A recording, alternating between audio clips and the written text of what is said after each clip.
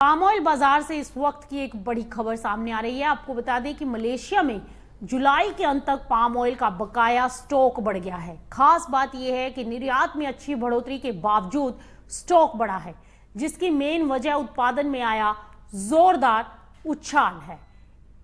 Malaysia क्योंकि दुनिया के प्रमुख पाम ऑयल उत्पादकों में शामिल है, इसीलिए यहां के स्टॉक और उत्पादन के आंकड़ों का असर ग्लोबल पाम ऑयल बाजार पर भी पड़ता है। आपको बता दें कि मलेशियन पाम ऑयल बोर्ड यानी एमपीओबी के आंकड़ों के अनुसार जुलाई के अंत में मलेशिया का कुल पाम ऑयल स्टॉक 26,30,000 टन पहुंच गया। जून के मुकाबले इसमें 3% से ज्यादा की बढ़ोतरी हुई, यानी निर्यात बढ़ने के बावजूद उत्पादन इतना ज्यादा रहा है कि महीने के अंत में स्टॉक में इजाफा हो गया। जुलाई में मलेशिया का क्रूड पाम ऑयल यानी सीपीओ उत्पादन भी तेजी से बढ़ा है। जून के मुकाबले जुलाई में सीपीओ उत्पादन करीब 9.41% बढ़कर 17,93,000 टन हो गया, यानी सिर्फ एक महीने में उत्पादन में करीब 9% से ज्यादा की बढ़ोतरी ने बाजार में सप्लाई बढ़ने के संकेत दिए हैं। हालांकि तस्वीर का दूसरा पहलू भी है।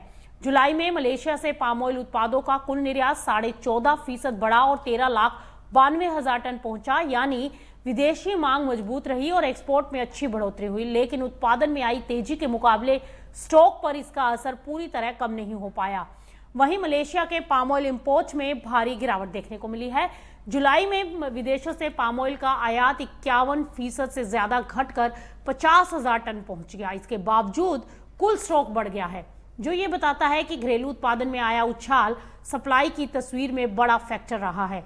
स्टॉक के आंकड़ों को देखें तो जुलाई के अंत में क्रूड पाम ऑयल का स्टॉक 7% से बढ़कर 14,29,000 टन पहुंच गया।